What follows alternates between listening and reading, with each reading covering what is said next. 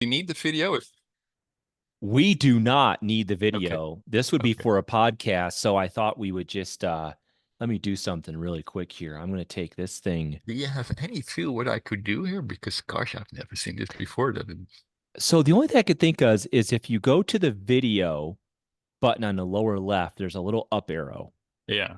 And And if that's you what I had. It's now only saying stop video. So yeah, but I if you think if you surprised. click on that little arrow, a menu comes up and there's something Yeah. called video settings. If you click on that, Let's perhaps the other Logitech. Oh, there there we we are. go. That's it.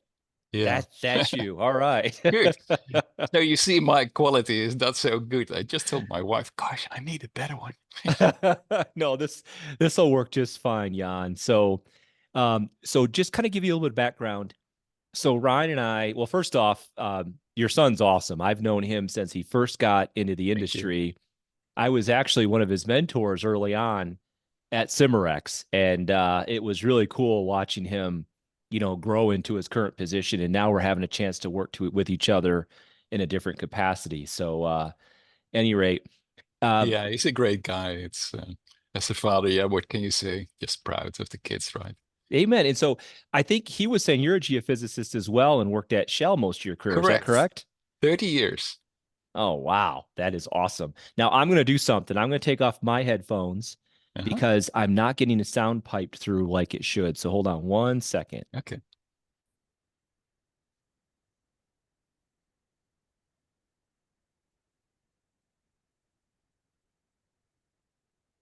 Okay. Can you still hear me? Yes, perfect. That's You have much, such much a better. great mic.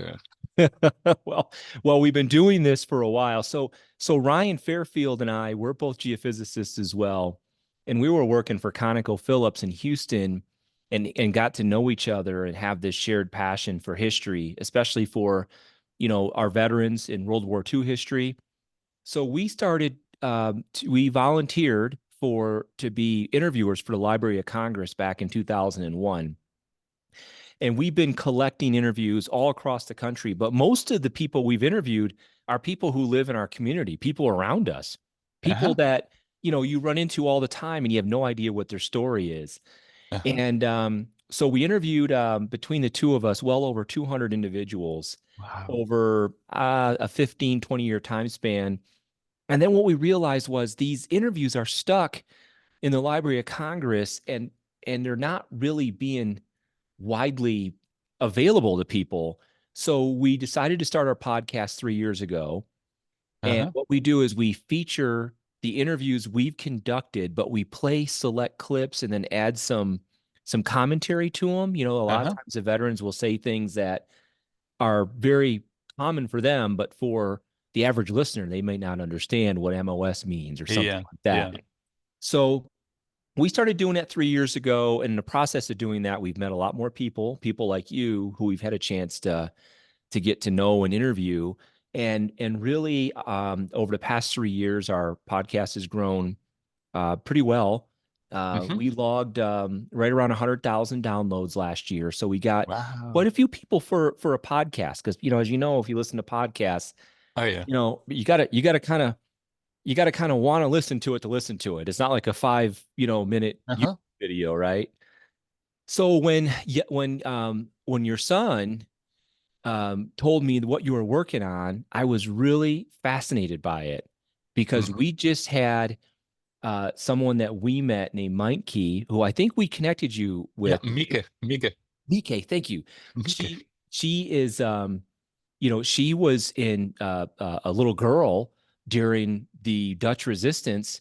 And then when I was telling your son about this, he's like, well, guess what my dad's writing a book on. So I guess what I'd like to do is if you could tell me more about yourself, Jan, and this book you're writing about, what it's about and what got you interested in it. Just go ahead and tell me your journey that you're on Yeah. right now. Yeah, and first of all, thanks for connecting me with Mieke. I called her the other day, and we've established contact, and we're gonna meet each other once we return from the snowbirding in Tulsa. So Awesome. thanks very much. And she actually made me aware of another Dutch guy who lives in Tulsa, and of all places where he's coming from, that place is featured in my book because it plays an incredible role in my father's story. So if you talk about coincidences, Yes. and in the book I'll talk about many coincidences that sometimes are also just called miracles. Yeah. That was already one of them again. And think it, and we run into this with our interviewing and our podcast as well, Jan, where we'll get connected with people in the most highly improbable way. And we like to think that maybe those connections were meant to happen. And here you are, we're talking about Tulsa, Oklahoma, which is not a huge metropolitan area, and you've had a chance to meet a couple of people that's germane to your Yes. book. So tell me a little bit about yourself first. You're Dutch, but you're living over here. Tell me a little about your story and what got you interested in writing this book. Yeah, so first of all, I'm from the Netherlands. I'm 62 years old now. When I was a student at high school, I wanted to study meteorology. I was interested in the weather because the family, my dad and the family, they all looked at the weather. They were fascinated by the weather. So I wanted to become a weatherman. I started meteorology at university. And then I found out meteorology is part of geophysics. Mm. And the lectures on meteorology, I had fellow students, once it started snowing, they were dancing in front of the window because they saw their first snow. I said, I love weather, but these guys are a little bit too fanatic. I'm not so sure whether I fit here. But being part of geophysics program, I also got into touch with the lectures on geophysics of the solid Earth and exploration geophysics. And suddenly I discovered, like, wow, that's fascinating. You're probing the Earth with all kind of technologies, and you find kind of treasures in the Earth. That was for me adventurous. And also then the kind of prospect of, hey, within in a country like the Netherlands, you have these companies like Shell. If you do something with geophysics in a company like Shell, you can travel the world. And if you think about adventures probing the Earth, it's an adventure to travel the world as well. So that got me very interested. And so I followed my geophysics master's program. I was privileged to do a PhD in geophysics. And this is a kind of a little side story, but just keep it as a note. My professor was a German professor. And I love him. He meant a lot for me. And through him, I've been doing wonderful research. And that's kind of research brought me in contact with Shell. I got accepted by Shell in 1989. And I've spent 30 years of my life with Shell. And I started in their research lab in Rijswijk, close to The Hague in the Netherlands. And on an international contract, you had to move every 4 years. So we moved through different locations, operating units for Shell, which also brought us not only through different places in the Netherlands, but also abroad. We lived in Malaysia in the jungle. We came back to the Netherlands, and having spent time in the Far East and in the North Sea, I told my Shell leadership, like, gosh, I've seen now these aspects of the world, but I would love to go now to the west side to explore the Gulf of Mexico. And is there an opportunity to go to the US? And again, coincidence, I meet a couple of Shell colleagues from the US on one of these international conferences. And that led to having the opportunity to go to the US for a 4 years assignment. That was in New Orleans in 2004. After 4 years in New Orleans, I said, gosh, I like it here so much. Can I be here for another 4 years? And I was lucky. They granted me this. And then I liked the US so much that I said, gosh, I would love to stay here. I started working on a green card. And now comes, of course, Shell likes you to move to the other location again. But kind of my personal life and the family life and living in the US, I said, gosh, we're working on a green card. So I have the opportunity to stay longer in the US, even if it would mean that it's detached from Shell. But eventually it all worked out itself. So I could stay in the US after 2008 as well. So after 8 years in New Orleans, we moved to Houston for the next step in my career. Spent some considerable time in Houston. And then the last few years I spent in New Orleans again. And I always say New Orleans, the posting in New Orleans was the highlight of my 30 years Shell career, because in New Orleans, I've been able, with the team, to do wonderful things. And here comes the PhD topic. We were able to implement the PhD ideas, and thanks to my German professor and all the kind of contacts I had established through that, was able to implement it in Shell. And so we started within Shell the first big OBN campaigns in the Gulf of Mexico, exploring what we then call anisotropic imaging. So you may be familiar with that. So we got it all implemented and it became a success. And that was just a wonderful, exciting time in New Orleans. So good memories of that time in New Orleans. And guess what? I was in this one Shell Square big building in New Orleans, and we moved inside that building to different floors, different sides, north, east, west, south. And there were some moments when I just had to turn around in my chair and what were staring in my face, World War II Museum. Oh, And that's something which I still am very much attached to this day, the kind of World War II museum, what they do in New Orleans. So working and living in New Orleans, I've been lucky and privileged to go to many events at the World War II Museum. So of course, knowing the story of my dad, and it was brewing in the back of my mind, and then you see this kind of connection with World War II Museum in New Orleans, everything started to brew like, gosh, I need to do more with dad's story. But as you can imagine, working in a company like Shell, it's kind of 200% of your time dedicated to the job. And I had a great job, but it took all my time.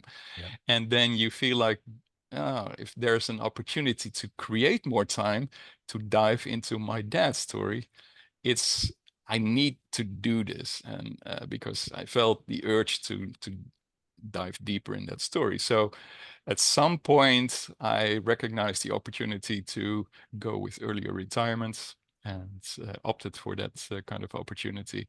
And so after 30 years, having spent my 200% time in Shell, I said, now it's a big moment for a change. And I can tell you, Tony, it's kind of as if my brains switched from one side of the brains to the other side to say, okay, all my math and physics, it has been a wonderful time, but that's now my past. I'm going to focus my other part of the brains now on something creative, create a story, create a book around my dad's story, because it was brewing. I felt that story needs to be told, needs to be shared, because it's an incredible story. And throughout the years, I've started to realize that there was much more to that story. So that was for me the moment to say, okay, thanks, Shell. I appreciate it. It has been a wonderful time, but my life needs to be fulfilled now with something else.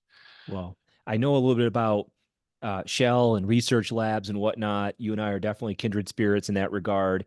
I know how much work you have to put into it. And I also know how different it is to go from that space to the one that you're in now. Why was your dad's story calling to you so loudly over the years? Tell us about that. Yeah, so it started as young kids. I was the youngest in the family. We were with 4 kids in the family. So I have the oldest one is my brother, and then I've got 2 sisters. And I was the youngest one. We had a great time, family time. But we always knew dad had been in the concentration camps. Hmm. And as young kids, and especially you grow up, you see war movies, you know, of course, some of the history in the Netherlands. You said, Dad, what happened to you in those camps? Dad couldn't talk about it. My mother, who's been always a kind of an absorbing factor for my dad when it came to bad dreams or so, was always don't touch the subject. It's too difficult for dad to talk about it. But of course, yeah, we were intrigued, like what happened, because yeah, you see movies or here and there stories. But I must say, this was during the time I've seen in the Netherlands over many years that people could not talk about it, but there was at some point, and this was the kind of amazing factor for us, it was 50 years after the liberation in 1995. The Netherlands were liberated in 1945. So in 1995, our father surprised us with a wonderful gift. At some point, he said, listen, It has been now 50 years since our liberation. This is a very special moment in time. I'm gonna share with you my story. And suddenly he had for us 20 pages. In all early mornings, he had sat behind his typewriter. He was a policeman. He went into the police station. He typed out 20 pages. He handed over this memoir to us as children and to his grandchildren. And he said, this is my story. Wow. We were flabbergasted to say, Dad finally shared his story. So we couldn't believe it, but suddenly he had opened up. And it was for him in kind of recognition, which my dad always said. His whole life he has said, in great thankful to the Allied troops, the Allies, what they've done for us. The liberation was so important for him.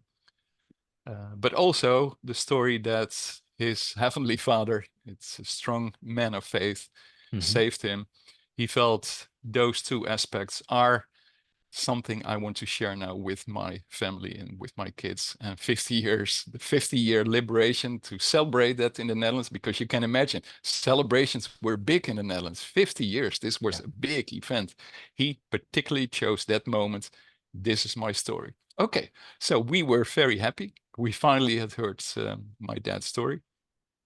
Now, the years continue. We were kind of, okay, not further doing too much with it. And so now and then, of course, some discussions. But then it was 2015 that my father passed away. He turned 92 years old. Now, what happened? This was November in 2015. In January 2016, just a couple of months later, suddenly out of nowhere, there came a man called Cor Bos, and he tried to reach out to our family because he knew my father. And he wanted to establish contacts with the family. And suddenly we said, who is Cor Bos? Who is this man? Yeah. Now, we quickly found out this was a friend and colleague of my father who had been with my father through the Nazi camps. And that's another kind of side story. They've lost their contacts. Their contacts had stopped earlier. We didn't know about this. We didn't know about Cor Bos. But introducing himself into our lives was a turning point, because it was 2016. Of course, I was already overseas in the Americas, but once we heard about this, and once a year I always travel to the Netherlands, I of course made quickly. I took the opportunity to visit him, and suddenly, Tony, the stories came. And those stories were sharing bits and pieces that we didn't know about. Yeah. So suddenly we started to realize, Father, he left us his story, but there were really many aspects of it he didn't talk about, he had not shared. So that's, of course, for me, another kind of motivation to say, gosh, I want to find out what the kind of full story was. So that was a kind of very important trigger for me. So then it really started rolling, and I looked for that kind of opportunity to say, okay, it was 2016. I'm still 200% busy with Shell. If there's this chance to dive into it, let's find that opportunity. So when I had my 100% time back again from Shell and could spend it on my dad's story, I really started to commit my full time to dive into this story and start researching it. Now, meaning researching it meant for me going on my trips to the Netherlands, not only always the first thing I would always do, I would land at Amsterdam airport, I would call Mr. Cor Bos. I said, are you still alive? Are you there for me to visit? Because he, of course, turned older as well. And for me, it was always the first trip to make to Cor Bos. And I had my next discussion with him. And Tony, every time I visited him, I had my iPhone open, the recorder, and I recorded. And over the years, I've collected more than 15 hours of audio of interviews with him. So that was an important aspect. Next to those, once I had my interview with him, The other aspect of my research would be I go into the archives. In the Netherlands, you have wonderful archives. There is a very important war archive in Amsterdam. That's where I went to. There are archives in The Hague I went to, and amazing stuff started to come out of the archives. To give you an example, at some point, I'm opening boxes in the archives. I see a letter of my grandparents who I've myself not known because they passed away before I was born, written to them, written by them to my dad after his liberation, after the war. Those were so emotional, not knowing my grandparents, but suddenly finding a letter in those archives, in those boxes, sent to him. Can you imagine? They didn't know what had happened to their son, and they at some point got that news that he was liberated.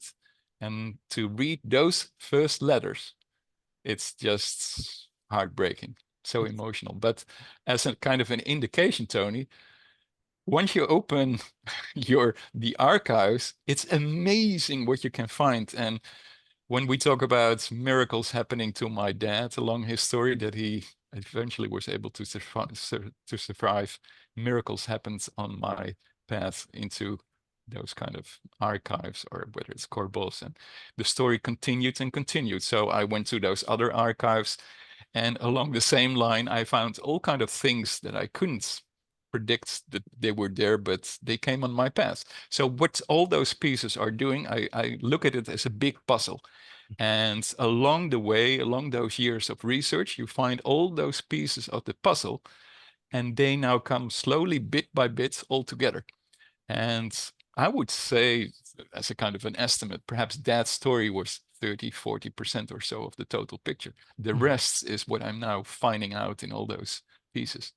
So there were incredible aspects of that story, also very emotional, that you realize that could not talk about it, that have now been revealed. So more and more you felt like, yeah, researching this and coming to these aspects to find out, you realize, gosh, I'm going to take this opportunity to write a book on this as well. And so those research aspects continued. I mentioned the archives. I've also been to special places that were key in my dad's story. And by visiting them at particular memorial sites or also historic events, I got attached to those places and the people of those kind of places. So they started their kind of life for me and started the kind of link to that story. So it started to unravel and unravel. I've been to the camps where my father has been imprisoned. So walking the terrains and seeing the places where he was kept, it's very intense. So I often call it, and I don't know the title yet of the book, but it's something along the lines of In the Footsteps of My Dad. Yeah.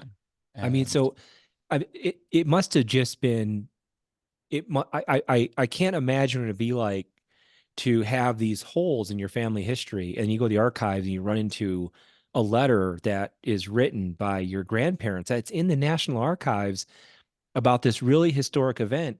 And you've mentioned a couple of times now that your dad was in a concentration camp. I think most people would think, when you think concentration camps, you think Jewish people, right? You think, Correct. Gypsies and whatnot, but your father was a Dutch citizen. What could you tell us a little bit about where your father was raised and how he ended up in a concentration camp? Yeah. So our family comes from the northern province in the Netherlands called Friesland. And if you find a family name ending on an A, like Douma, on an A, you can kind of predict you're from Friesland. And it's a wonderful area in the Netherlands. It's where I was born myself as well. It's special. The people have their own language. Can you imagine? Especially living in the US. Can you imagine? You have a play. You cover it in 1 hour, north, south, or east, west, and that's having its own language, its own kind of culture. But it's wonderful.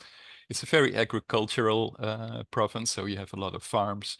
So my family if you go back into my grandparents, they were kind of the people working in the fields for the farmers.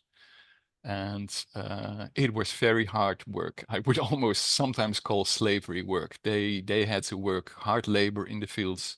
The farmers were in those days the kind of the aristocrats. They were the people with the money. They were the kind of people with the status. My grandparents, they were the hard-working people, and very little money on the table, very difficult circumstances. So my father grew up in a family like this. And from father to sons, the sons had to work in the fields as well. And my father and the whole family, they had their brains. They could study if possible, but not allowed. You had to work to get the money. So my father was just like his dad, as a young guy working in the fields as well. But then he said, I want to do something else. If I can do something else with my brains. And then he, while working in the fields, he saw two policemen on bicycles passing by. And the guys, it was a nice day. They were having their hats off or so. And he said, God, that's not a bad job. If I could do something like this. He comes home and just reads in the newspaper, there's a course for policemen in a neighboring city. So he writes to them and he gets accepted. He can enter the exam. So while he's doing this hard labor job in his evening hours, he walks 6-7 kilometers or so. So 5 miles every so now and then days to that place to do his police exam, and he eventually becomes a policeman. Now, here comes the tricky part.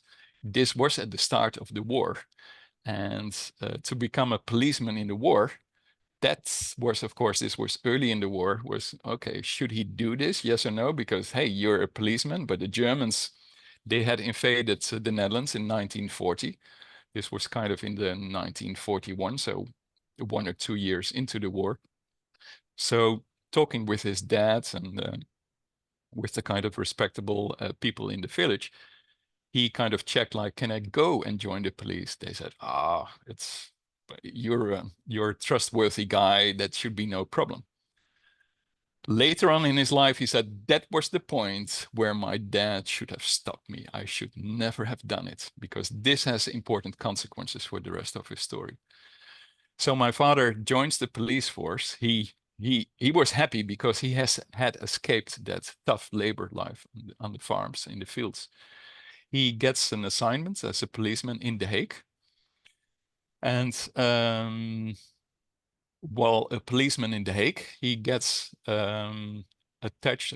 There is a kind of a group of policemen who have contacts with the Dutch resistance. So my father slowly gets into the secret work with the Dutch resistance. He helps the Dutch resistance as a policeman with a couple of assignments. And this is where he starts in 1943. Then it's about 1944. At some point, they took him apart because they had found something in his cupboards which linked to some of the things he had done. And his Dutch police boss says, listen, Flip, that's the name of my father. If the Germans would find out about this, what you've done, it's not looking good for you. Yeah, you realize this. But he let him go at that point. But it was very clear the Germans became more and more suspicious. Now we go to September 1944. It's 16th of September 1944. And this is, by the way, on how I want to start the book, chapter 1. My father is standing at the railway station of The Hague as part of their job. And he and his colleague, they see a train leaving for Friesland. So The Hague is in the southwest of the Netherlands. Friesland is up in the north. He looks at that train and he asks his colleague, like, I'm not so sure. Do you think we should go in hiding? Should we disappear? Because these Germans are getting more and more suspicious of what we are doing. Perhaps we need to be careful, because they knew if the Germans find out about your activities, you are under arrest and bad consequences. The other guy said, I'm not so sure. perhaps it's kind of okayish. And keep this in mind, it's 16th September 1944, and that's important. D-Day happened on the 6th of June 1944, so that a couple of months earlier, the Allied troops had advanced very quickly after D-Day. They were close to the Dutch border, and early September, actually, there was a kind of what they call Mad Tuesday in the Netherlands. The rumor went the Allied troops are already in the country. So the whole country was in a kind of feel like the Allies are here any moment. So while standing there at that railway station, they say, okay, it might probably be all ending anyhow. So let's go back to the police station. They return to the police station. They get inside the police station. The doors are closed behind them. And suddenly they and 18 other policemen are surrounded by German Grüne Polizei. And they're surrounded with machine guns, etc. They are under arrest. So that's the moment they got arrested. The German officer is yelling at them like they're against Germany and they're worthless, and they will be sent to Germany. And so a horrible moment of in my life, in the life of my father. He is under arrest, and I mentioned this point at the railway station because it was their chance to step on that train to go to Friesland. And after their kind of debate, they decided to let that train go and return to the police station. So you can imagine their opportunity to escape, to have their lives go in a complete other direction. They made a choice in life. And that's what happens so often in these stories. They made a choice. And in this particular case, that choice turned into an arrest. Okay. So I just have a quick question, a couple of them real quick. So what's your dad's full name then? You said it's Philippe? It's Filips, and it's with an F, F-I-L-I-P-S. Okay. You have the Dutch company, which is called Philips, the electronic company, that's written with PH, if you recall Philips, the electronic company. But this is with an F. And the other question I have just really quick is, so it sounded, you said that your father was kind of involved with the Dutch resistance and there was some concern that maybe he should leave. Was his involvement in the Dutch resistance deep enough that it caused him concern, or was he just concerned generally because he wasn't sure how the Germans would respond to suspicious rumors and whatnot? Could you comment on that? There was a group of Dutch policemen, and it was being led by one of their leading officers. That person had the contacts with the resistance. So there were requests tunneled through this person into the Dutch police. For instance, the Allies had bombed one of an important big houses in The Hague, because they had a lot of identity cards in that house. And it was so important that the Allied bombed this house, because if they could destroy the house with the identity cards, it would deprive the Germans from an opportunity to have this administration of all the names linked to identity cards.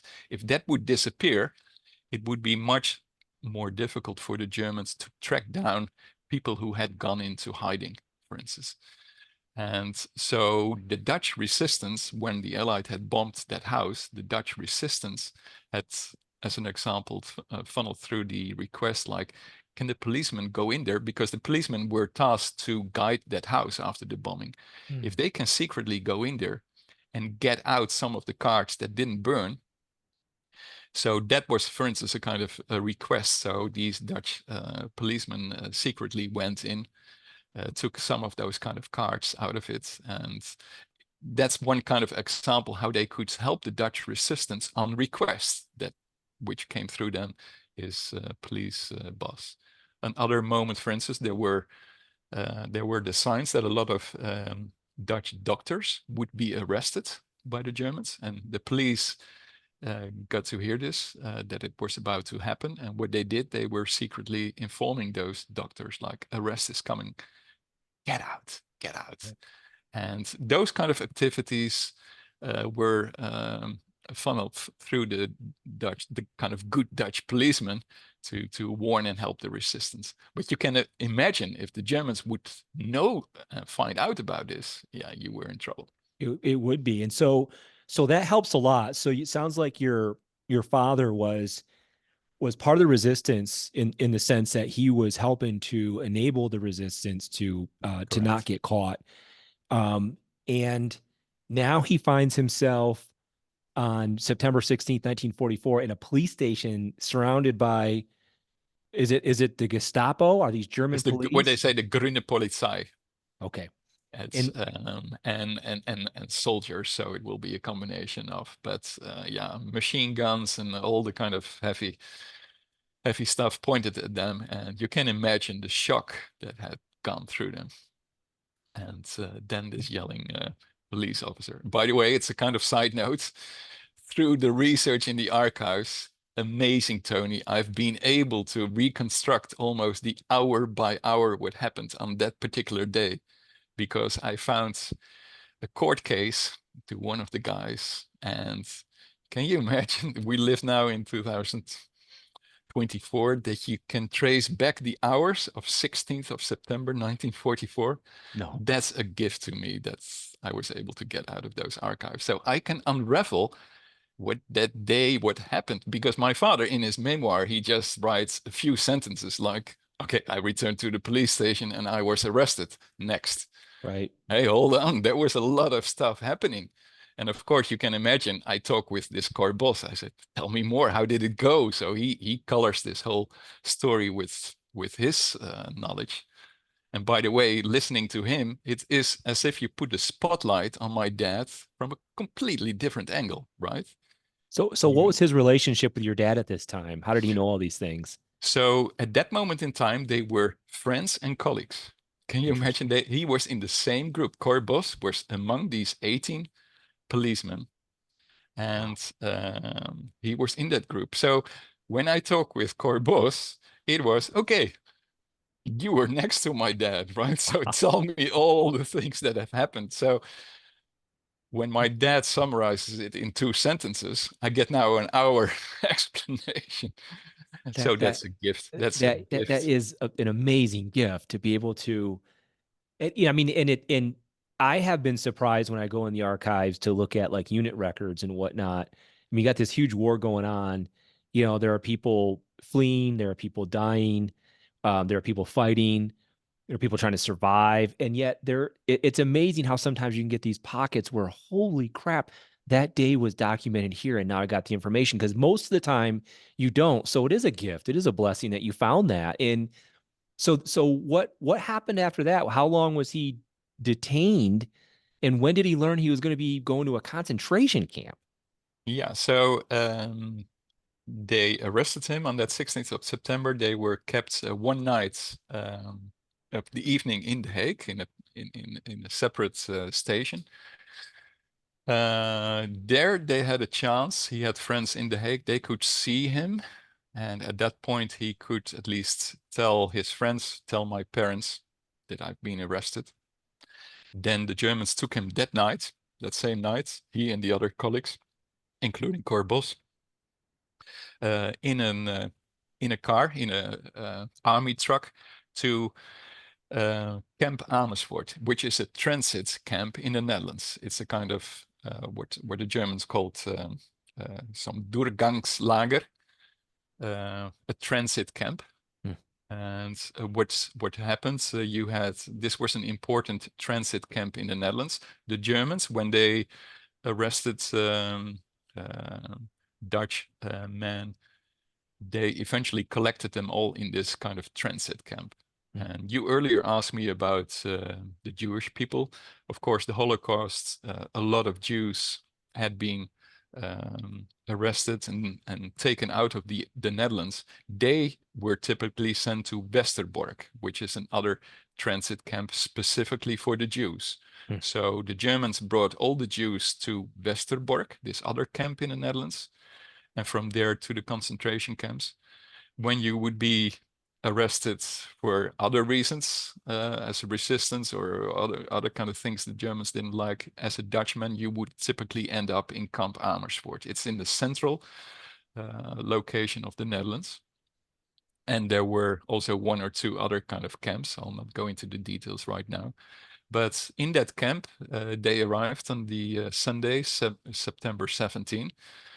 And it's a kind of first concentration camp. Like you have the watchtowers, you have the barbed wires, you have the German SS officers. So for him, this was the first kind of encounter with the concentration camp system. Later on, they would say Camp Amersfoort, how horrible it was. It was kind of almost heaven compared to the German concentration camps. The contrast was enormous.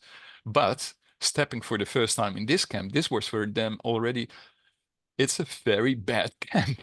Yeah. So you only go down, down, down along the journey, but this was already a setback. So in this camp, can you imagine, they arrived there on this Sunday, September 17, and this is important to put it in historical context.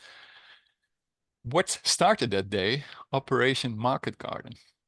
And you may be familiar with Operation Market Garden. Imagine these prisoners, they're locked up in their barracks. They see through the windows in their barracks all these planes.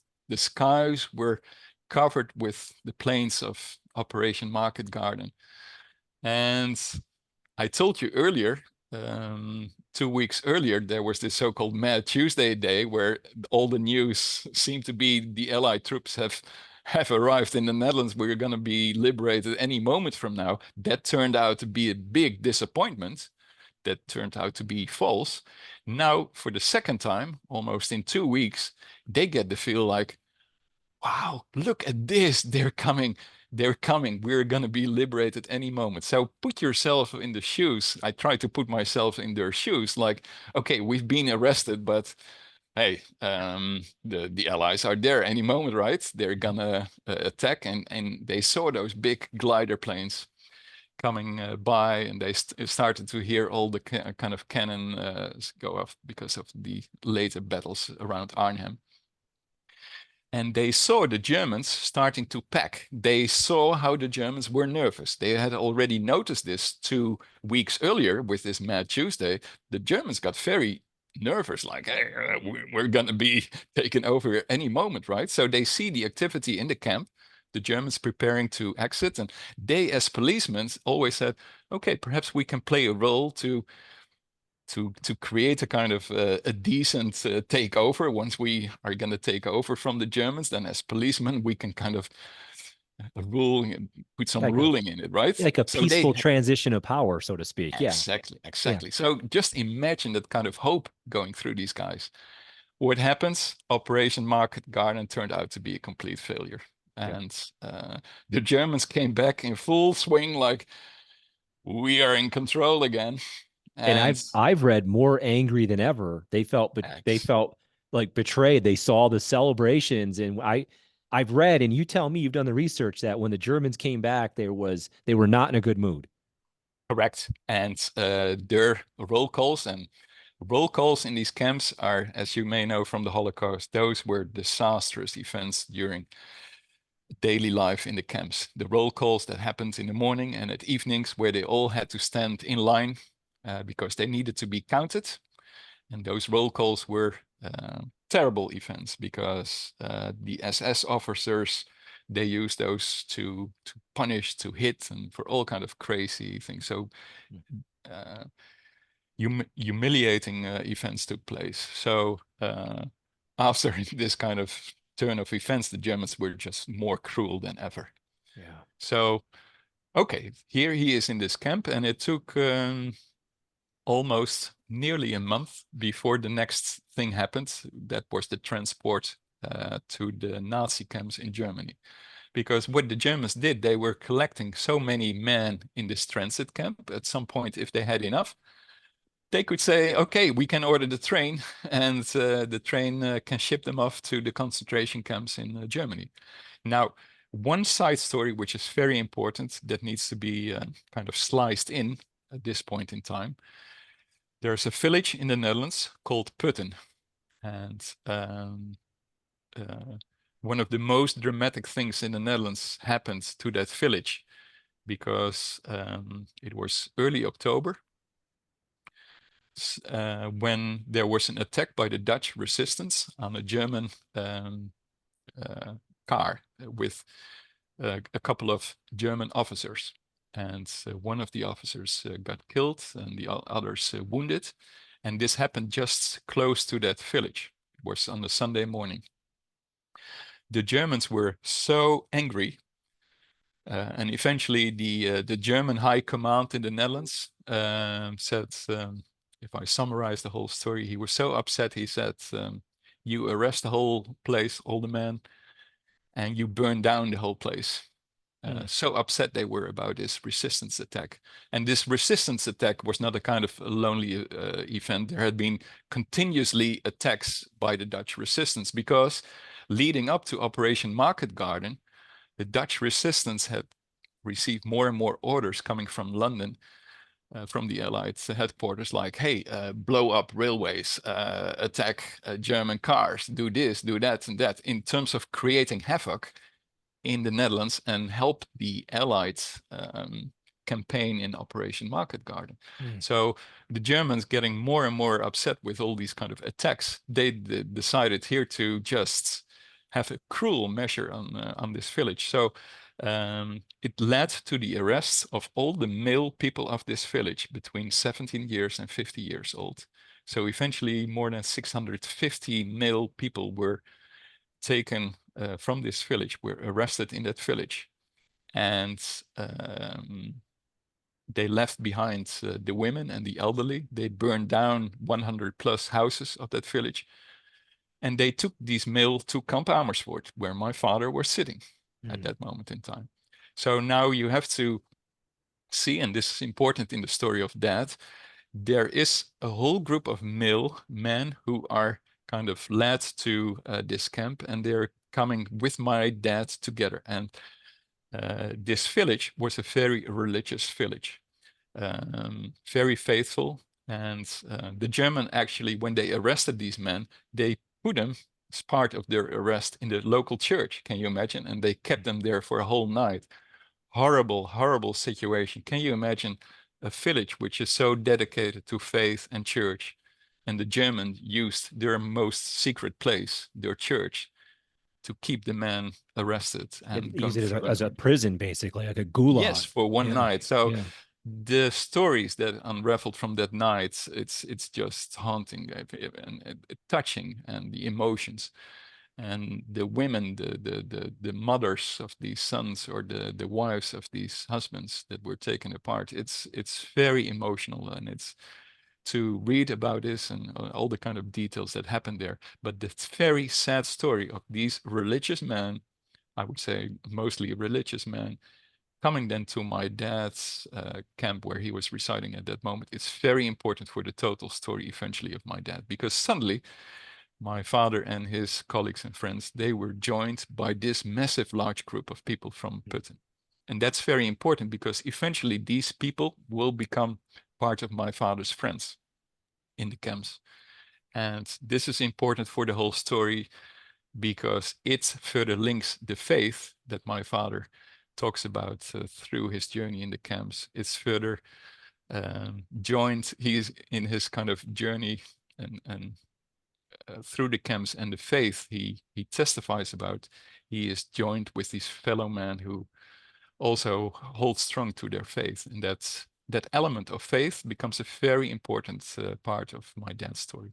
Now, these men are now all together in this Kamp Amersfoort, and then together they go all on the train to Germany, to the concentration camps. Yeah, so this is an important moment, and that happens on the 11th of October, 1944.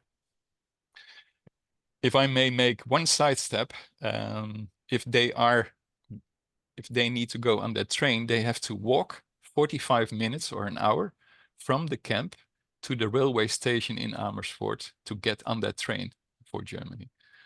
When I made one of my trips to the Netherlands, they have memorial events in that camp, that transit camp. So I was on one of those events there when it was 75 years memorial event remembering that walk. Mm. So I had the opportunity to walk the steps that my father and his friends and the people from Putten had to walk from the camp to the railway station. If you talk about emotional events, that was very emotional for me. You walk the same steps your father walked, and you go from that camp, you go through the first forest, then you go through the streets where you see the houses, where the people, the local people must have watched those guys walking by, armed with SS officers, German soldiers next to them. And you walk that walk. And if I may, for one moment, make a sidestep to one of these miraculous findings, while I was doing research, at some point, I find on the internet pictures of one of these walks where you see prisoners who walk that walk to the railway station. So when I saw those pictures for the first time, I said, wow, that's interesting that there are pictures of this walk. Yeah. And it took me perhaps a few weeks till I suddenly found out what's the timestamp on these pictures. It happened to be the same date, the same transport that my father was on. Oh, that That is was an electric shock to me. amen. I'm So looking you, at the pictures my dad was on, yeah. and suddenly you start, I was with a kind of microscope, like, do I see that on these pictures? Because they are very intense pictures. There are 5 of them. They're now in the National Archives. And it's so intense because you see the German officers walking in front of these guys. You see the men with all their belongings, whatever they still have as their personal belongings, a suitcase, and you see their expressions on their face, and next to them you see those German soldiers with their rifles, and so you see the contrast of these innocent people and the contrast with power. Well, And and let me add something. So your dad, who was a police officer during the occupation, and you know the the Dutch people were occupied from the start of the war. I mean, we're talking 4 years, 4.5 years at this 5 point, years, 5 years. 5 years, and him being a police officer, he would have, I think he would have understood that the Germans were taking people away and they were not coming back again. And so it must have been even that much more frightening to be someone who knows, hey, this has been going on for a while, and now I'm one of those people. Yeah, and I must say, and this is always a little bit how clear it was to everyone what would happen over there. It's always a little bit, I would say, you hear some people say, oh, they knew there were terrible things happening, but other people say we didn't know too much about it. For instance, I've read stories as well that because what happens as well, some of the people being arrested were also sent to other parts of the country where they had to work on some defense structures for the Germans. So there was always a little bit of a hope, like we are being sent to something else. Yeah. Because no one told them when they left, you're going to this concentration camp. This was the trick of the Germans throughout the whole journey. You did not know anything. They played Exactly. psychology with you from the beginning till the end. Yeah. And it's only very intense during my research. I've read the kind of sentences that the commander of this camp was talking about, that of course he didn't disclose, but he would tell his kind of colleagues like, Sie verrecken doch allen. He would know more. And Sie verrecken is then for German like, they're all gonna die anyhow. Ah, So he would talk about this, and you find this in kind of notes. So you just see the kind of the game field of the things that are happening in these camps. These German officers, they know much more, and they talk amongst themselves about all the kind of things that they know is gonna happen, but not letting these prisoners know. But reading about this, reading about what these kind of officers, these commanders are telling amongst themselves, you just get a kind of total picture of it, which makes it further kind of intense, right? yeah. Okay, so they're on this train, and there are more than 1,400 people on this train. And Recently, I found out, because I, of course, been continuously interested as well in kind of statistics. I found out recently that someone has further studied all the kind of prisoners of those 1,420 something people. Only something like 210 came back. Oh So my you had a Lord. chance of 15% in that kind of ballpark. If you imagine, if you now find out, because along the research you're getting insight in those kind of numbers, you find out about those kind of numbers. Now imagine again, if you're walking in that line with all these fellow Dutchmen, that your chances are, what is it, 1 out of almost 7 that you could survive. You just picture it like, what would you do? Would you just continue walking peacefully till you're to your train? At 1 out of 7, it's Well, kind of horrible. and not only that, but it speaks to why your father had trauma associated with it, because when you when you declare it like that, it shows how tenuous his position was and how many people that he would have associated with didn't make it. Yeah. So as another statistics, the Putten I mentioned to you, more than 650 people were taken, male, 48 returned. My God. So that village after the war as well was devastated. Unbelievable. And throughout the whole war, they didn't know. They had no clue. And they were hopeful. And then just the emotions when these kind of messages after the war came back, one after the other. And but because my father built up that kind of relationship with these Putin men, which is a very important line throughout the book, it's kind of attaching these stories together. And that's what I found out while researching this as well. You see all these kind of crossing lines, which have been very important to get the total picture. So let's continue with the storyline. And so they're on this train. The train starts rolling. Now, some of these Putten men, they were clever, because Amersfoort is near Putten. They knew the track of this train. So they knew at what spots along the railway the train would be slower, driving slower than elsewhere. So there have been a couple of guys, especially from Putten, knowing where the train would go slow. They jumped out of the train. So there are quite a number of them who took that risk, jumped out of the train, and they were spared the misery.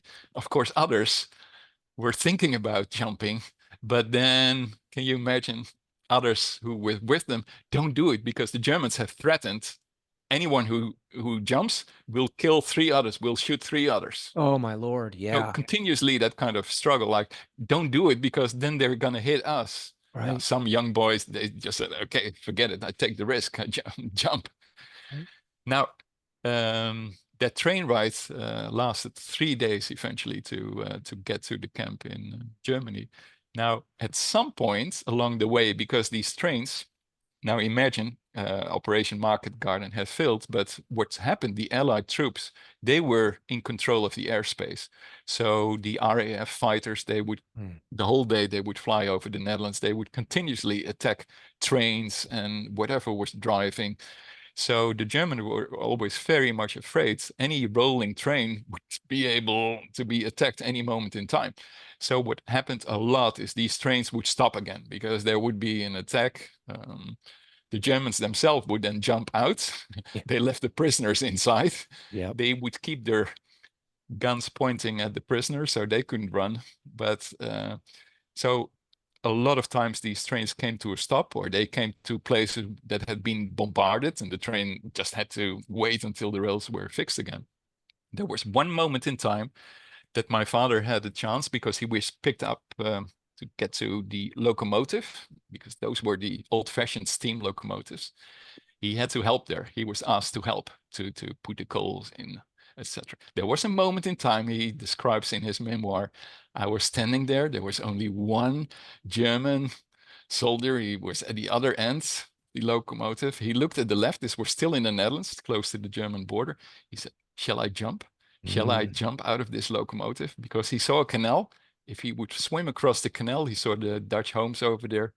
He said, I would be safe. So it's the thought went through his mind, but he didn't dare because continuously, what if they start shooting, right? Yeah. So he didn't do it. He goes back on the train continues. After 3 days, they arrive in concentration camp Neuengamme, near Hamburg. That arrival, and I've read many testimonies of prisoners survivors of the camps. That moment of arrival is one of the most intense emotional pieces that the former prisoners talk about, because they come and arrive at the camp and they get the biggest shock of their life, because what do they see? They see the watchtowers, they see the searchlights, they see the SS yelling, screaming, they see the dogs at the rail platform.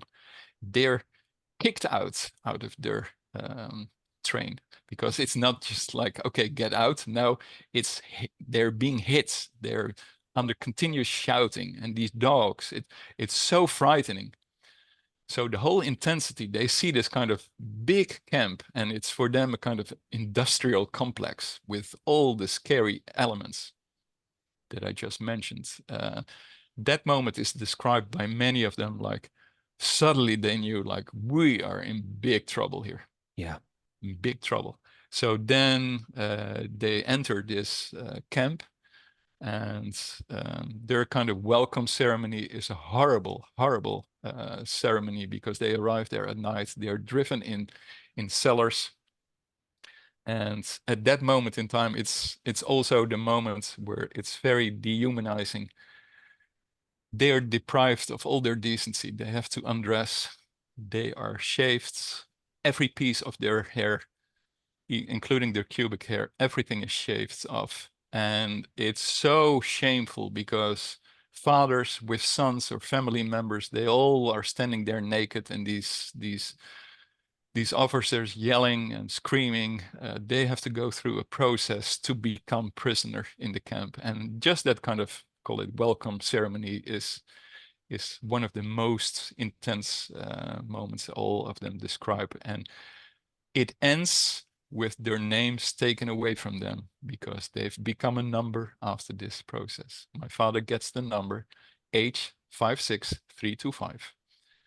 H stands for Holland. So the number 56325 means that there have been 56,000 prisoners before him. And the H stands for Holland. That's his number. Yeah.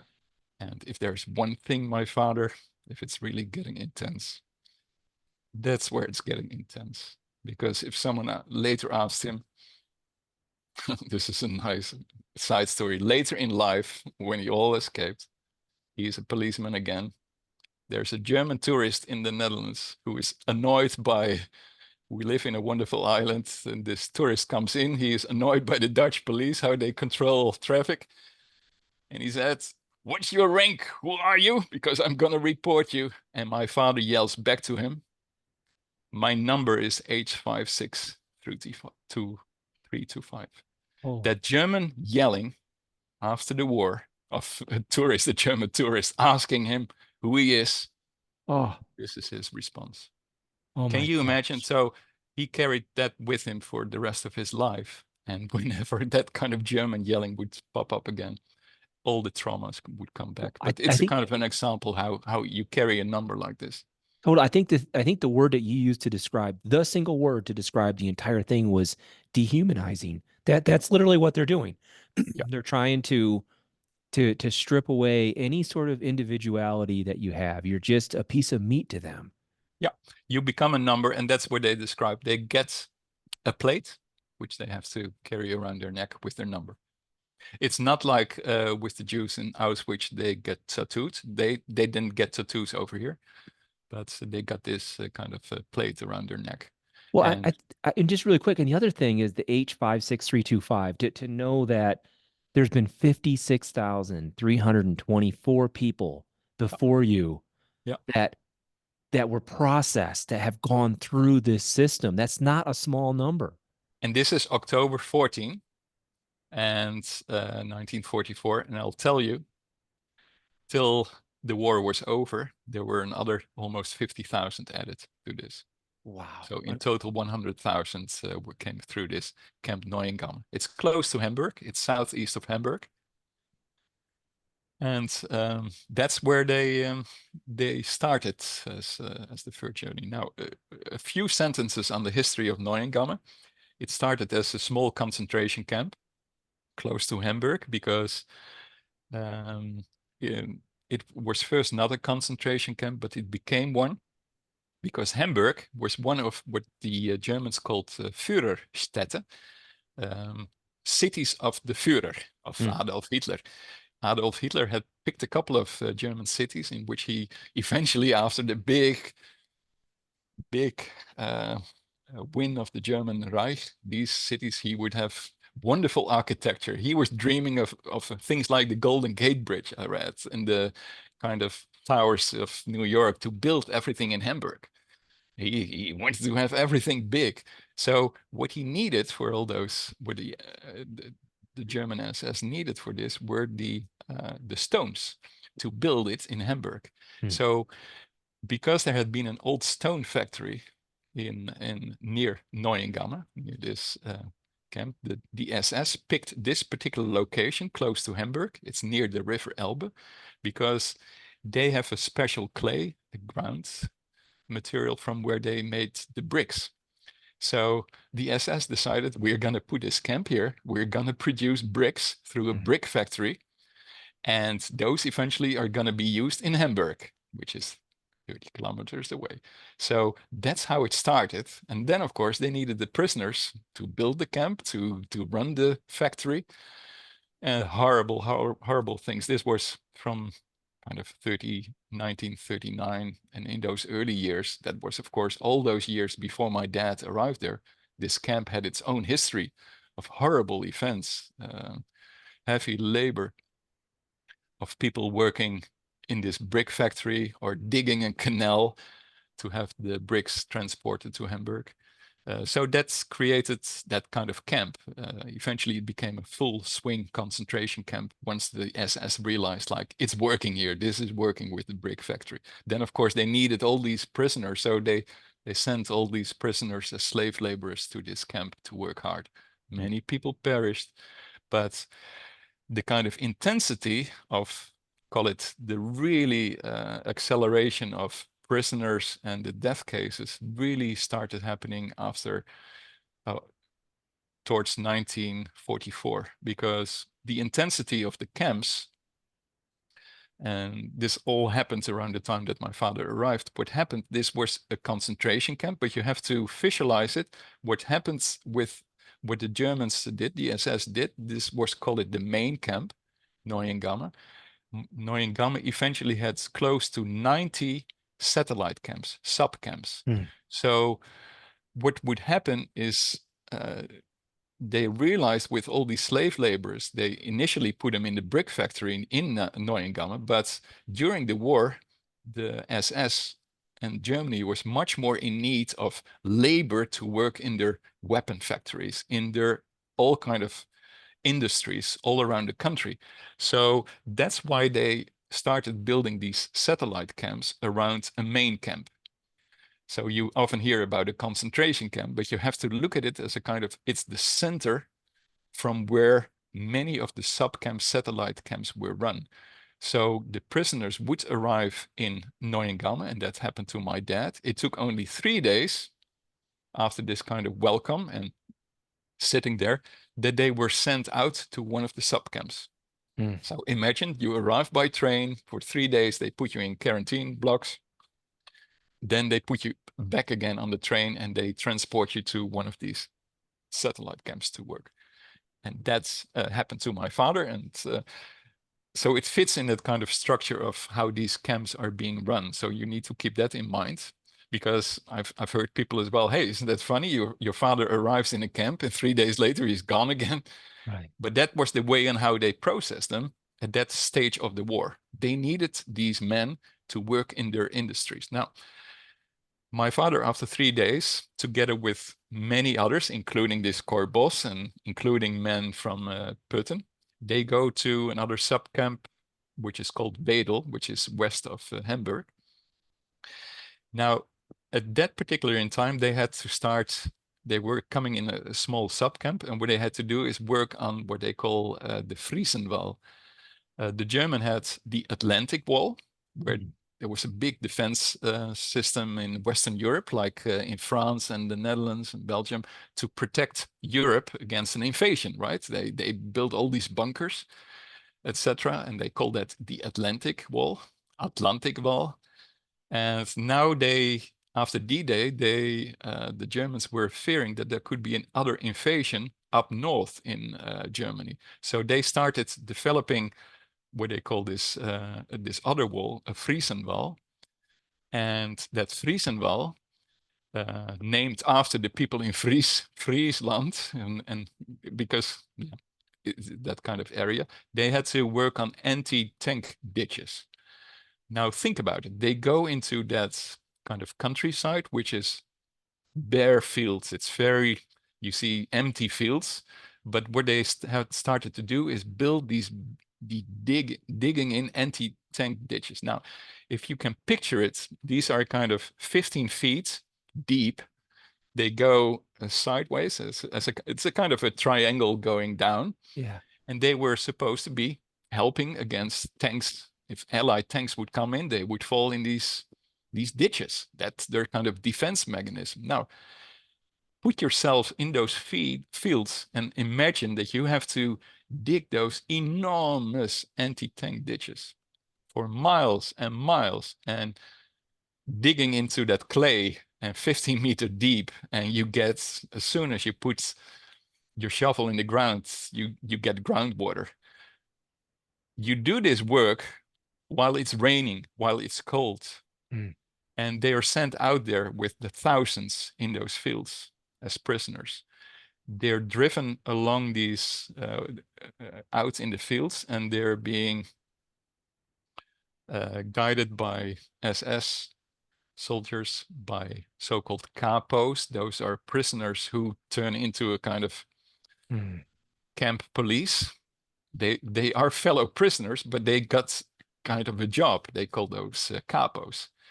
And they are sometimes more terrible than the SS, the German soldiers, because these guys beat the fellow prisoners as hard as they can to earn their privilege, because the SS only lets them to be capo as long as they are cruel.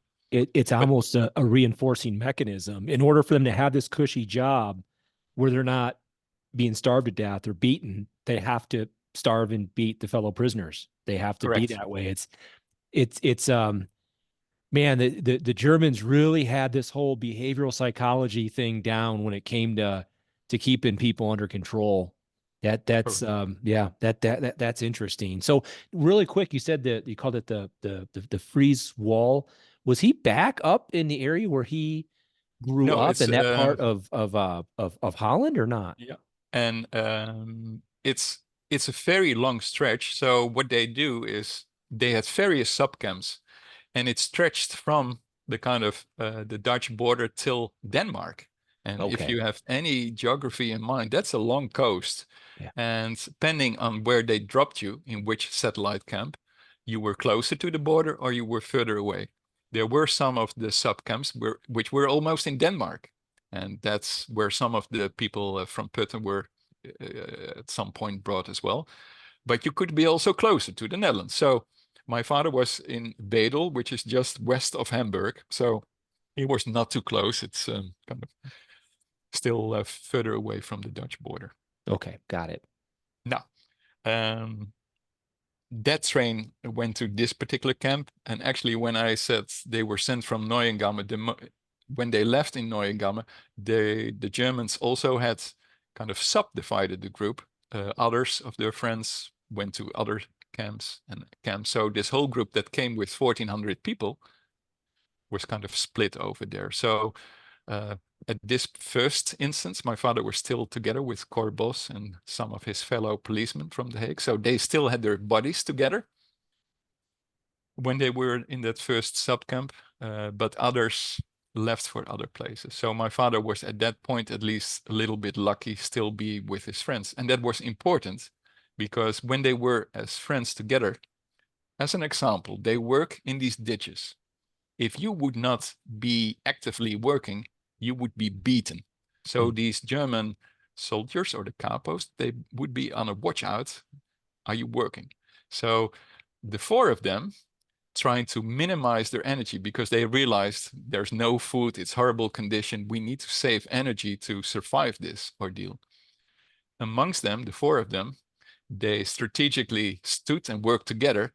They were kind of continuously on the watch out if there was someone not close by, because there were distances. These guards, they would be walking and the distance, so now and then they were not close by. If they were not close by, then they would not do anything.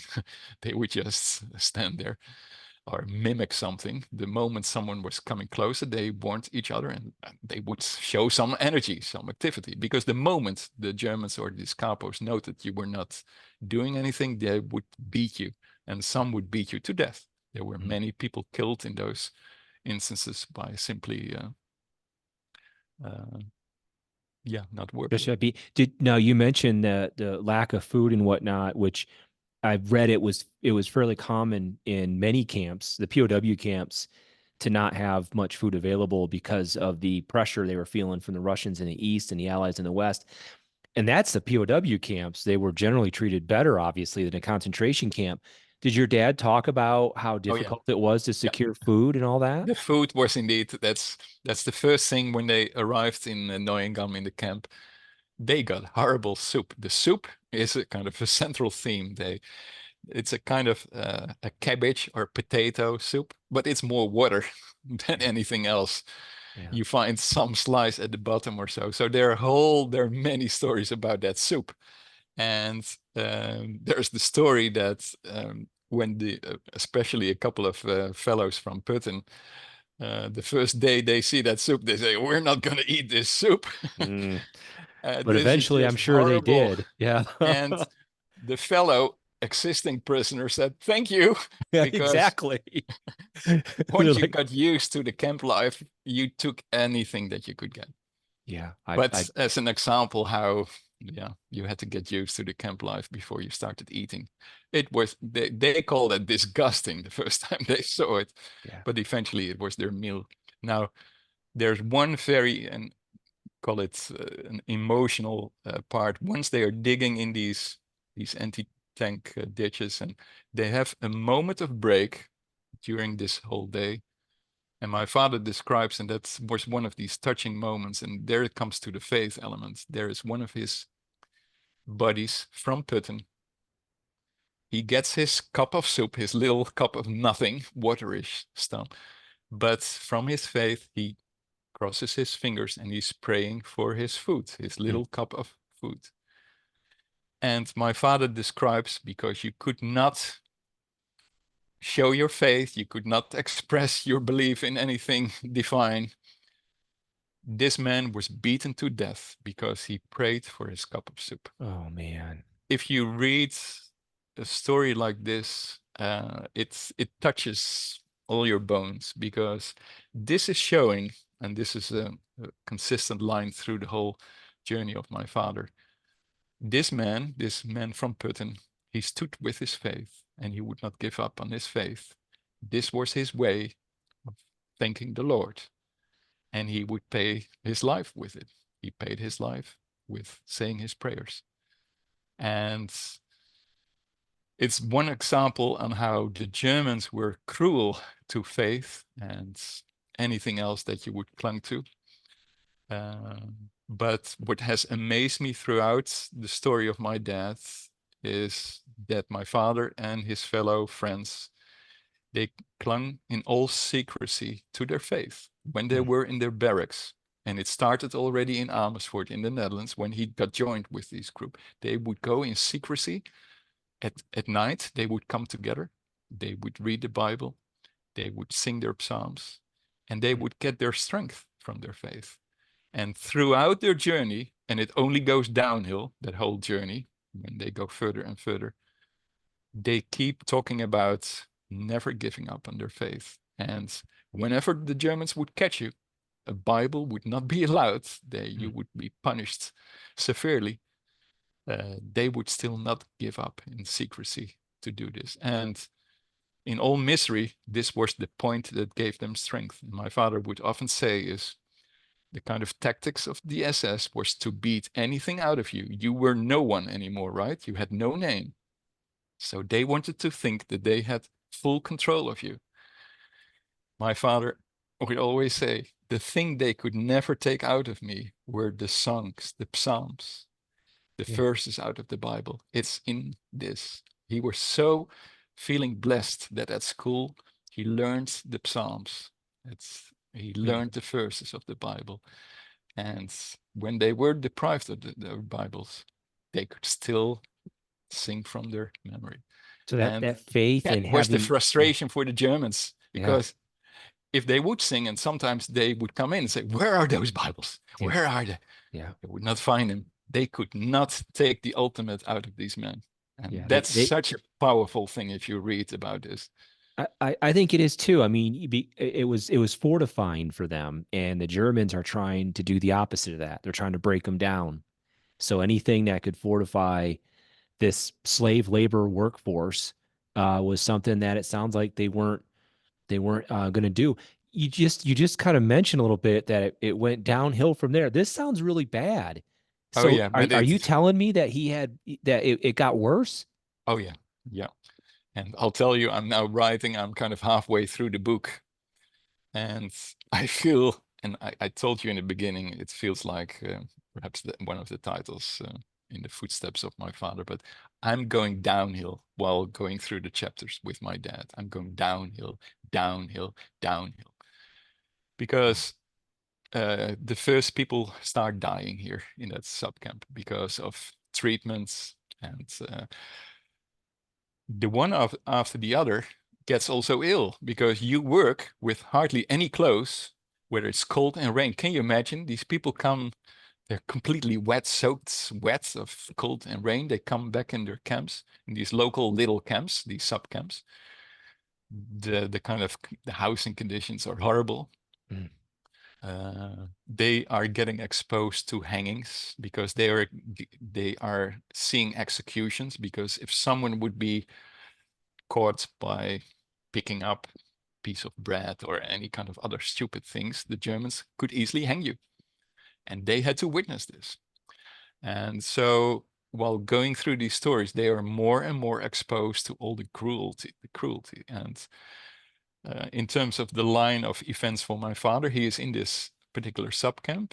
They work there for a couple of weeks, and then the group is split again, because at some point, some work job on this defense system is done. They need them somewhere else. So the Germans are splitting then the group to other camps. And this is the moment that my dad is being split from his friends, Cor Bos and his fellow policemen. He doesn't talk about it in his memoir, but when I visited Cor Bos, he told me all the kind of details on how emotional it was. They said, we were standing together. The Germans come and they say, that one goes there, that one goes there, that one goes there, in the next transport. He said, at that moment in time, your father was called for the other group. He was taken away from us. And he describes how my father, for a moment, was so shocked because he was going to lose his buddies, right? Because they were transported to another subcamp. And I didn't know that, but talking to Cor, I suddenly hear about that emotion that my father must have gone through. And this is, for instance, a kind of an example that he doesn't describe in his memoir. But talking to Cor, I suddenly realize, gosh, Dad, you had to go through this.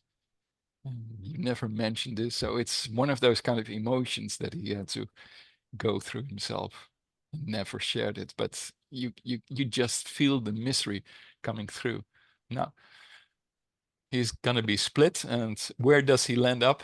He lands up in Hamburg, in what they call Lager Hamburg Spaldingstrasse. Spaldingstrasse. And Now, when I talk in my chapter on that particular stay in this Hamburg camp, the chapter actually starts with a historical event, because you have to realize when you talk about Hamburg, and I only learned this through all my reading as well, what happened in Hamburg in 1943 was what turned out to be the biggest air raids by the Allied forces of bombing on the German cities. In the war, when the war years continued, of course, the Allied troops bombed the German cities every day, every night. But at some point in 1943, Bomber Command in London decided we're gonna kind of destroy Hamburg. And there were 10 raids, consecutive raids on Hamburg.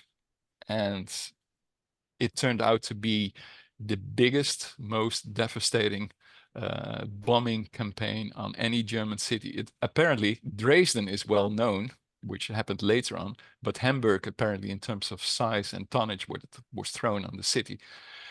Later, I've seen references that it was the kind of comparison with Nagasaki. It's the kind of, if you see the pictures of Hamburg after these air raids, it has been devastated by the Allied troops. I think that was when they started to do the deliberate fire bombings of these cities, where it was correct.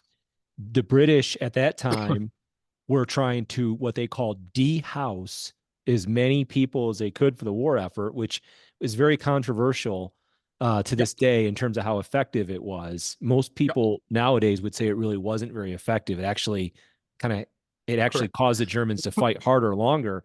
But the casualties were placed, in the many tens of thousands from those bombing raids.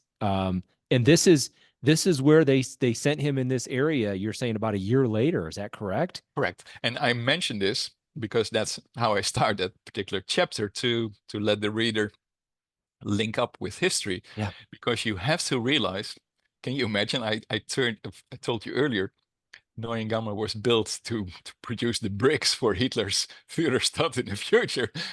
There goes this city. It's going to be demolished. So there it goes, his big plans and future. But by that destruction, what happens next is having all these prisoners in a camp nearby. Now suddenly the SS turns these prisoners in the guys who have to clear the rubble of the devastated city. So this city is bombed to pieces. It's everywhere is rubble. Yeah, guess who is gonna clean up the rubble? Who is gonna? Did he have to also extricate bodies from the rubble? Correct. So he comes there in 44. This is November 1944. It's of course a year after this big bombardment, but the devastation of that bombardment is not repeated by the Allies, but the bombing continues. So there's always bombing. So when he goes to this Hamburg Spaldingstrasse, he is involved in clearing the rubble. And those prisoners also have to clear bodies from the houses. And there's a kind of infamous group of prisoners who have to work on undetonated bombs. Oh. So my father goes in one of these groups as well, and he mentioned that once, and that's again, call it one sentence of my dad. Through my research, I'm now reading about prisoners who actually describe in full detail what that entailed to be in a command like this to clear the rubble. And yeah, for the Germans, easy, right? If the thing blows up, it's just a prisoner. Yeah. So they take their distance while they let the prisoner go close to the bomb. And it was my understanding that both sides, the Germans and the Allies, would sometimes deliberately put certain types of fuses or mechanisms in the bomb. So when the bomb squad or disposal units show up, it would blow them up. They were almost like booby trapped to do that because they knew that those people were really important to the war effort. Yeah. A small side story. I was last year in Germany and I got to know via a man who's now in his 90s, but he was a young boy in Hamburg when this bombardment took place. He exactly describes that kind of bomb that you mentioned, because apparently one of these smaller bombs came into his house. His father immediately threw it out of the house because they go off. They set things on fire. Yes. Yeah. And And so your dad was digging through the rubble, stacking bricks, which is ironic because he was making them earlier, and then extricating bodies from the rubble and then having to defuse bombs that didn't detonate. yes. And actually, he never was in the brick factory. Okay. That's Neuengamme was. That was kind of in the early stages of the camp. Gotcha. But that's what he never did. But what is interesting, although it sounds indeed horrible what they had to go through there, he describes on how sometimes they were in a lucky position, because now you can imagine they are not in a camp, they are in a city like Hamburg, while they had to go through these cellars or these kind of places to do whatever their job was. They sometimes run into food. So my father said it was so now and then advantageous to do this job because we found extra food. Yeah. So here you see on how bad So aspects can turn into it positive. is important. We've interviewed a lot of POWs over the years, and one of them was a medic. His name was Leo Westerholm, and he told us, when you think of all the ways you can die as a prisoner, he said that the number one thing that would keep a prisoner alive is if you just gave them enough food, because if they were fed, they could fend off infection and diseases. They were less prone to collapsing or getting to a point where you couldn't work and they beat you to death. So it probably saved your dad's life having some access to that Correct. food at that time. Correct. And indeed, if you it's a kind of topic in itself, this whole food business, indeed, because you could kind of get some extra food by people stole, robbed you, and there was a kind of a black market trading thing. It's a kind of a whole story in itself, food. But indeed, exactly what you're saying, it was your lifeline. If you not had enough, you were at the end, and because this is the thing, you're deprived of enough food. Living conditions are poor. So it all culminated at the end that the one after the other got diseases. Yes. You get dysentery, people get all kind of lung diseases, they get wounded, there's no medical attention. So slowly, bit by pieces, these people are going down in all their kind of health aspects. Yeah. So this is Hamburg, Spaldingstrasse. Horrible details are described. And again, my father gives a couple of sentences about this camp, but researching, I've now learned who was the bad SS officer in that camp. And I've realized as well, again, in the footsteps of my dad, my father doesn't talk about the man, but I found about the man what he was doing, the kind of roll calls my father was in. It's just horrific if you read the kind of details. And this is the kind of aspect, by doing the research, I find out what my father was in, the kind of details that my father did not disclose in the memoir. But suddenly I kind of get face in face virtually with these kind of bad SS officers and what they did. And I know now what my father must have been exposed to, but which he never could share. And that's the kind of intensity where you realize as well, like, gosh, how more cruel can you be in those kind of details? So that's what I'm unraveling in these kind of storylines as well. And that's one aspect where I'm kind of through all these camps. In each of these camps, I've got to know the bad guys through that kind of research. And my father only spoke about the first bad guy in the first bad camp, but he doesn't disclose the others. But one of the things I want to be careful of is I don't want to give too much away for the book. So I have a couple of questions about the book and your grandfather. So when do you think you'll have the book ready to be published? What do you have some sort of idea how much longer it's going to take to do the research and to get available for being published? I'm currently kind of halfway through, and so one tidbit on how I intend to do the book. I've kind of completed the part of my father's call it storyline. I'm almost there. We're getting towards his liberation, and then so kind of halfway I am. What I'm gonna work on next, and those kind of chapters will be sliced in between. That will be my research. That will be the journey that I followed while researching this whole kind of story. What happened to me when I traveled to the Netherlands and met Corbos? What happened when I walked through those camps? What did I discover in that box, in that archive? What kind of miracle happened over there?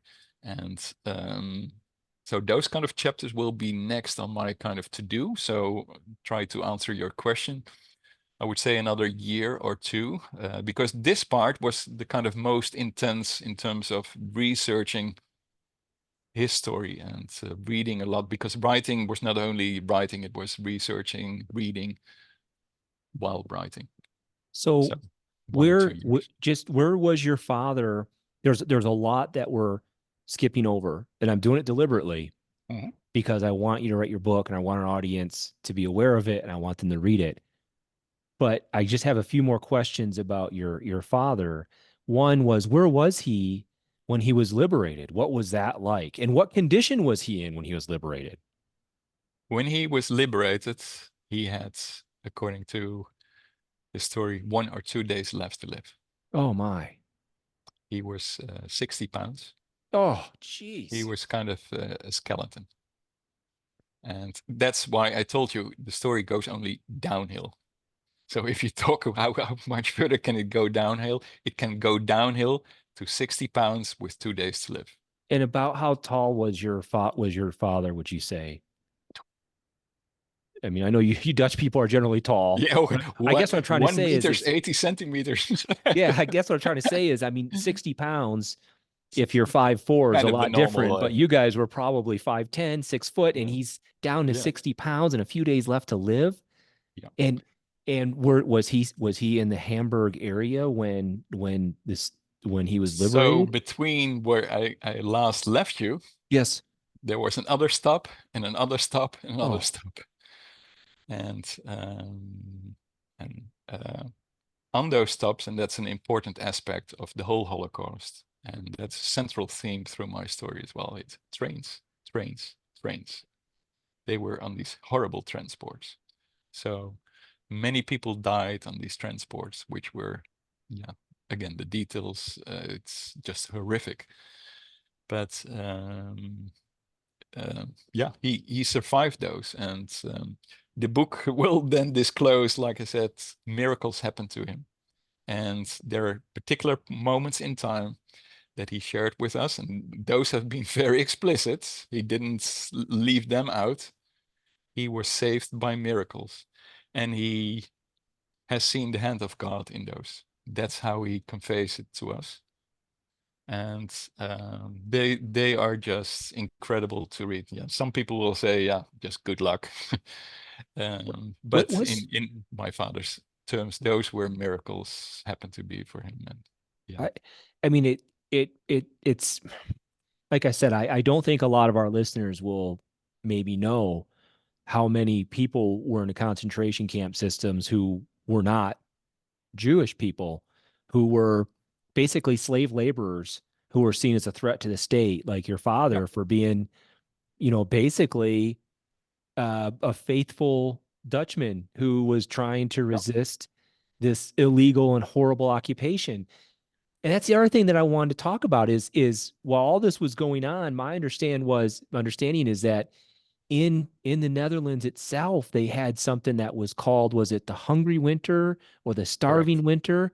I correct. mean, all this was going on too. Could you share with our audience what that was, and if you have any sort of anecdotes from your family having to suffer through Yeah. that? And actually, it's one of the parts of the chapters I just recently completed because it plays a role. It's Yeah. indeed, call it when my father is over there in the camps, I describe it as the kind of situation back home, which is the situation of the unknown. And for my father's particular personal situation is indeed his parents, who don't know where he is and what's happening with him. But my grandparents, my father's parents in Friesland, they are kind of lucky because they live in the north. Mhm. When you talk about the hunger winter, it's predominantly in the western parts around the big cities of the Netherlands. Because what happened, and again, it comes back to Operation Market Garden, that kind of moment I shared with you. That's the moment that my father's kind of journey started. There was at some point a call from the Dutch government to the railway people in the Netherlands, go on strike. Mm. So the railway people, the Dutch railway people, massively, there were thousands of them, they went into hiding because if you go on strike, the Germans need you for the trains. Yeah. So imagine what's happening. Those Dutch people, it's kind of courageous, right? You're being Yeah. asked to go on strike by your Dutch government in exile. Yes. In order to help the Allies, because the whole thing was, if they were going on strike, the Germans couldn't transport their kind of weapons, and it would kind of uh, It cripple them. hinder their opportunities to Yeah. fight the Operation Market Garden, right? That was the kind of idea behind it. But okay, these guys go on strike, they go in hiding, and the Dutch personnel is gone. Operation Market Garden fails. The Germans, what are they gonna do? They start driving the trains themselves. They bring in Germans, and they're gonna drive their trains. They've been very upset, as you can imagine. They try to get these guys back, the train personnel, and they fail. And in their kind of anger, and their anger is only increasing when the end of the war comes in sight, of course. In their anger, they decide to block all food transports to the cities in the Ah, West. And that's in combination because a lot of transport otherwise go over water. The winter comes, it freezes, and the whole kind of transportation, if there was any, is coming to a grinding halt. So part of it is kind of caused, you could say, by the Dutch themselves on the railway strike, yeah. and that triggered the German response. And but long story short, the transport of normal food, there is food available, although it's kind of minimal, but it doesn't get transported anymore. So that creates that kind of problem for the west of the Netherlands.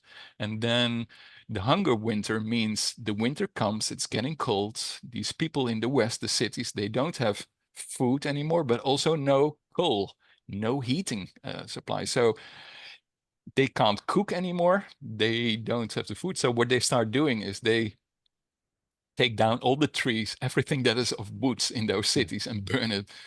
So the cities are kind of becoming empty with anything that's still green, or a tree or bridge or whatever. And the people, they go on these kind of hunger journeys. They take their bicycles, or they go by feet. They go into the countryside to check with the farmers, to beg, or sometimes indeed have to pay for food items. They go Ah. on long journeys for days to pick up food and bring it back to their families in the West. Mm. And it all culminates to hunger deaths in the West, and also just horrible stories. Can you imagine some of the guys, they have these day trips to pick up foods. They come back on their bicycle. They're halted by a German soldier for a halt, and they take away their food or their bicycle, and they come Unbelievable. home again. Uh, So and it's just a horrible, horrible phase of Dutch history. and this would have been the winter of 1945, correct? Yeah, 44, 45.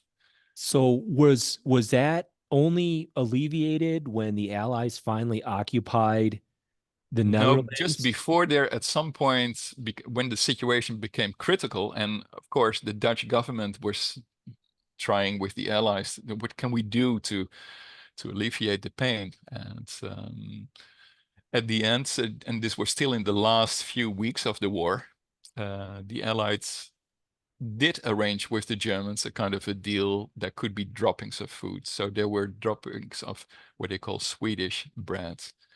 they threw from planes flying over the West. So they dropped food to just to help the starving people in the West. So that was at the end, the very end of the war, a kind of alleviating thing. That's amazing. So when your father, I just have a couple of questions left. And then with your permission, I'd like to have you back on our show and also direct you to a few other podcasts that are pretty sizable. The largest World War II history podcast in the world is The History of World War II by Ray Harris Jr. I think he would love to have you on. But I'd love to have you back on when you finish the book and we can talk a bit more about your father and some of his experiences and the book itself. But I have a couple of questions. One is, when your father got out of the concentration camp system and made it back home, what did he end up doing? What was he facing? How broken were things? How long did it take him to get back to doing what? Did he become a cop again? He became a policeman again. Yep. And this is a part of the book which I'm not gonna disclose yet. I want to keep that Okay. as a suspense. Yep. But this is the part that father did not talk about and which was a complete secret for the family. Okay. And it was a shocking moment to find out what happened.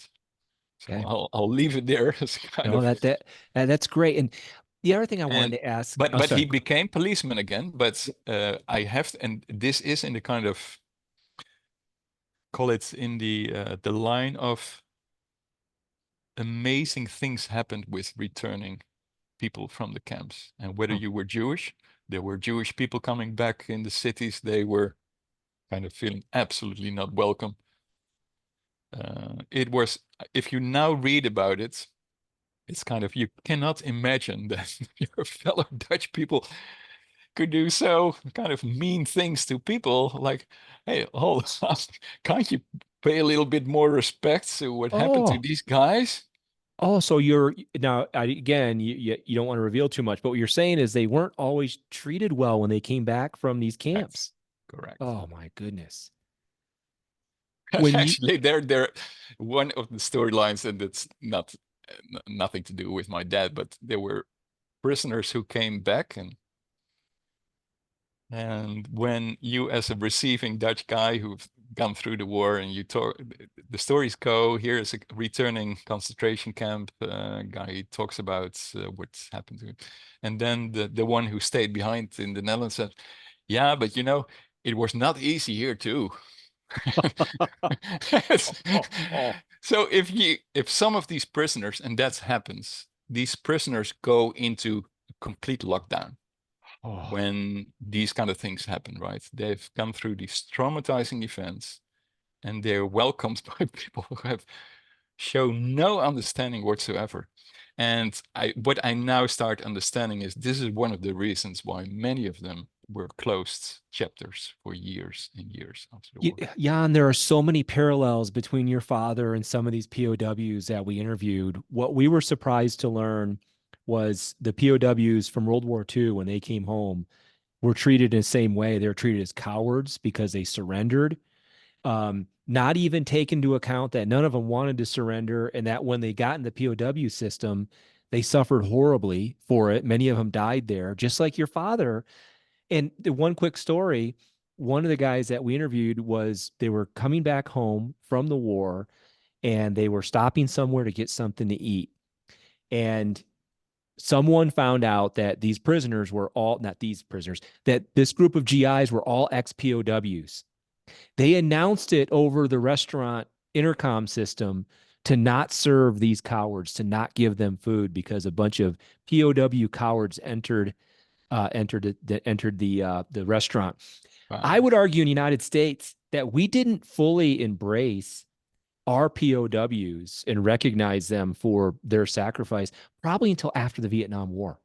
Mm-hmm. And now you're telling me that your father suffered potentially similar indignities in a concentration camp, and he was put there trying to help his countrymen as a member of really as a de facto member of the resistance. Yeah, one tidbit. He said somewhere in documents that I found later, should I have died first Right. to be respected? Oh my Lord. So when you look back, because there's a lot of things that we did not unpack, and that's intentional. I want people to read your book. But what you have shared with us is eye-opening in our ultimate audience. When you think back, now that you've done all this research and you've learned the sufferings that your father had gone through in much greater detail, I mean, what do you think of this person that was your father? How has it changed maybe your perception of him or your relationship with him? I know he's passed away, but I mean, Yeah. he's here in spirit as well. You still think of your father. How has that changed? How I look at it, Tony, is I'm a 62-year-old man. I'm a grandfather now. As a 62-year-old man, I'm learning from a 21-year-old boy where to put my trust. Hmm. And I find that an amazing thing. And that's the journey I'm on. Because should I, with my 62 years of life, not know by now where my trust should be and how I have to trust? That's what I'm learning from my dad, Hmm. 21 years old. And that's an enormous discovery. And my book starts with a note to my grandson, who's 6 years old and who lives in Tulsa, that I want him to know the story of his great grandfather. And I want him to know what we learned from him.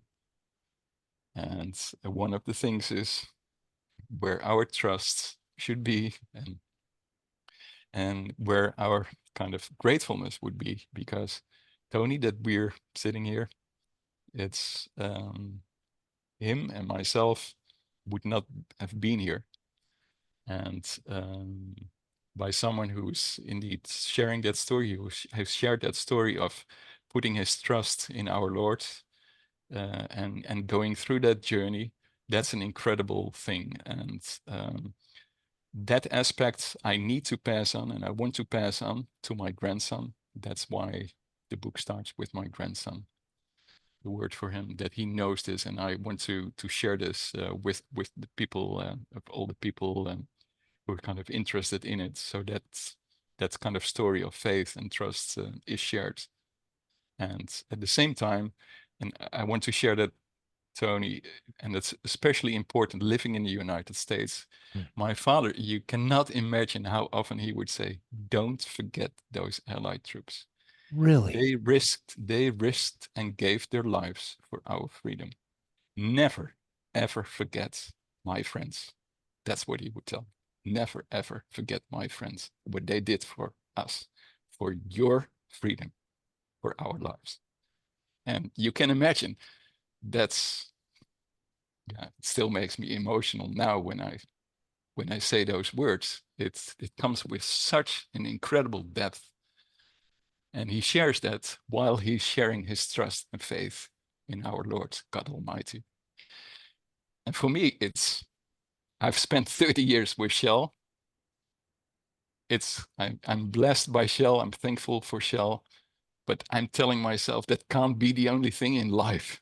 Amen. There is another purpose in life, and that's for me sharing what has touched these people and where we need to be putting our thanks and gratefulness. So that's what I want my grandson to learn when he's growing up, and that's what I hope everyone who hears this story that I can share with them, Wow. so that they can learn about it. Because what happened yesterday, Tony, one of my great friends, Corbos, passed away. Oh my. Yesterday I got the news, Oh, and my heart cried yesterday, because this was my line to Father and his stories. yeah. And he made 100 years, Tony. And I was blessed on my last trip in November, December to see him for the last time. I had 40 questions listed that still I had no answer on, and he But answered them all. I mean, And I had to say goodbye to him yesterday. oh, I'm sorry to hear that. I mean, you have been talking about how important his presence in your life has been, and you saying that he passed away yesterday. I mean, there's two ways that I've heard you can look at these sort of things. One is, you know, to mourn the fact that he's gone, or to celebrate the fact that you found him. Absolutely. Yes, Yeah. absolutely. And I will be forever grateful for having had the opportunity to run into him. And again, I tell you, it was a miracle. He came out of nowhere, Yes. because that's another kind of story why he and that, why that kind of stopped. But it's a miracle, and that miracle was given to me. And there were more miracles given on my path. And that's, let it be a central theme as well. The story of my dad was a story of miracles that made him survive. The path that I'm following now is a story full of miracles that landed on my path in order to complete the story. And that's, I'll tell you, Tony, I'm a man of faith. I believe that I'm not writing my story, I'm writing the story of him up there who has composed an incredible story and who's bringing those pieces on my path. And let me be his messenger of sharing that with the world. And I'll add that the gratitude that you feel um, for understanding more about your father and the lessons that he taught you about what's important as a 21-year-old boy, as you called him, those are timeless. Those things are something that I think a lot of people think when you study history or read about someone's experience from 80 years ago that it's not relevant. I would argue that it's more relevant today than maybe ever, given everything that's going on. And I really appreciate you taking the time to sit down and talk with me, Jan. And I go to Tulsa quite a bit to do recording with Ryan. When you go back up there, I know you're enjoying the fruits of your labor and you're in Florida right now, hiding from the winter, and I don't blame you. I would really like to have the two of us meet with you and, get to know you a little better, have a beer, hang out. So and also End I'd of like to have April, end of April, I'm end of back. April. Okay. So And by the way, no beer for me, but milk. milk it is. Or how about Hey, you meet a Dutch guy. that's right. We'll get you like an Arnold Palmer or something. Hey, and by No. the way, one thing with respect to Corbos, like I say, Yeah. for me, I'm working day and night on writing now. Yeah. What happened to me yesterday, it was a moment of sorrow, but also indeed thankful for what he has meant for me. It just gives me even more passion and energy to continue writing, because that's what I hope I will be given, the kind of health and to write down the story of these men and this part of history. Yeah. And so his kind of passing has given me that kind of strength and energy to continue, and continue with even more energy that I can squeeze out of 24 hours there. Well, I think what you're doing is awesome. I'm glad we talked. I'm gonna um I'm gonna stop the recording now, um, and then finish up with something. Hold on.